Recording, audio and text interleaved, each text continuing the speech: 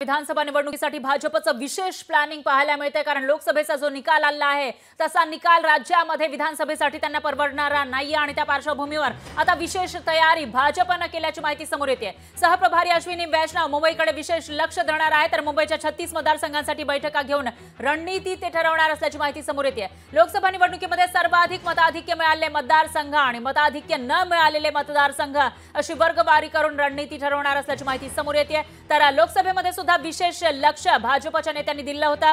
पंतप्रधान मोदींच्याही बऱ्याचशा सभा राज्यामध्ये झाल्या होत्या, रॅली राज्यामध्ये झाल्या होत्या, मात्र इथं म्हणावा तेवढा फायदा भाजपला झालेला नाहीये। इनफॅक्ट त्यांच्या जागा कमी झाल्या आहेत लोकसभेमध्ये आणि तसा फटका आता विधानसभेमध्ये बसू नये यासाठी भाजपचं हे विशेष प्लॅनिंग होत असल्याची माहिती समोर येते। सहप्रभारी अश्विनी वैष्णव मुंबईकडे विशेष लक्ष देणार आहेत आणि मुंबईच्या 36 मतदारसंघांसाठी बैठका घेऊन रणनीती ठरवणार असल्याची माहिती सुद्धा समोर येते। लोकशाही मराठी ऐका, पहा, जागरूक रहा।